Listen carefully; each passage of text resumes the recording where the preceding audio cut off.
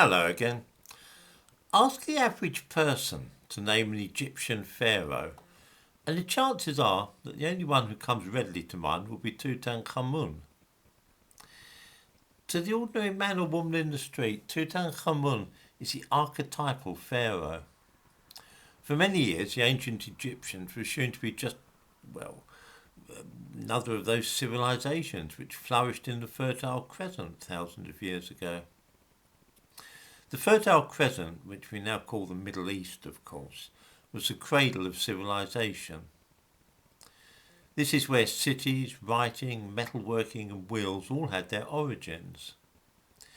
Over the last few decades, though, the idea has been mooted that Egypt was not part of this at all, that it was actually a black African culture.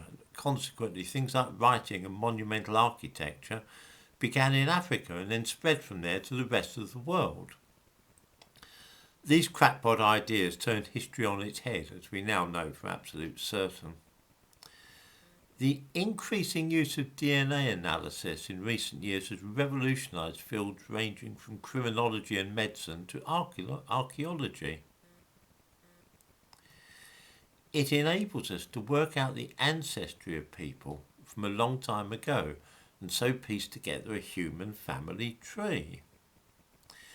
In the process, quite a few shocks have been received, not least for those who think that ancient Egypt was an African civilization.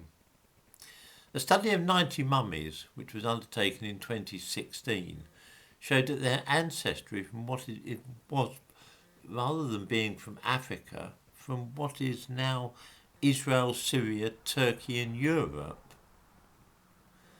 The mummies examined dated from around 1400 BC to about 400 AD.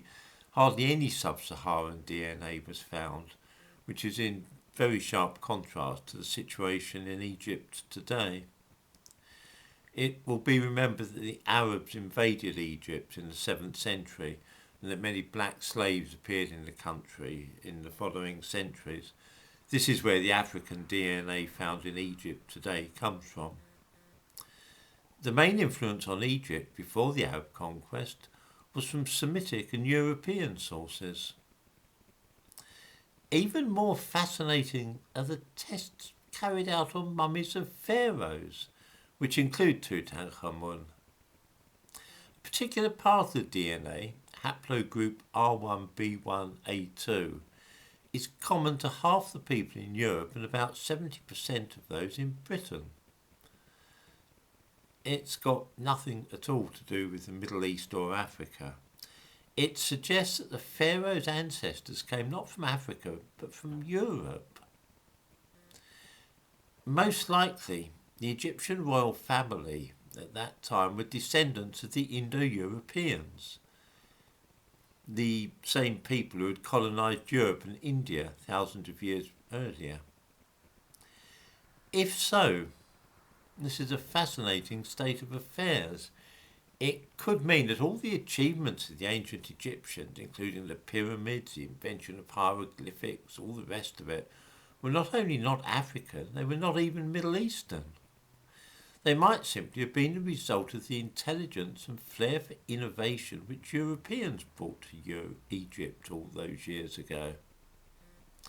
The pharaohs, in other words, might represent a royal dynasty from Europe rather than being indigenous to the region.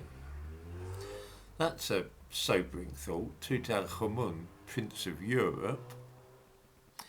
It's very difficult to either prove or disprove this hypothesis, at least at the moment, because the Egyptians are curiously reluctant to allow any further testing of the DNA of mummies of the pharaohs. The whole thing is a political minefield, but just as we know that the Indo-European tribe known sometimes as the Yamnaya was responsible for the flowering of Europe, India, and quite possibly China as well, it now seems likely that they spread south too, into the Middle East. And it might turn out to be the case that the Indo-Europeans were actually responsible for a lot of what we have previously been prepared to attribute to the Semitic civilizations of Assyria, Babylon, Israel and Egypt too.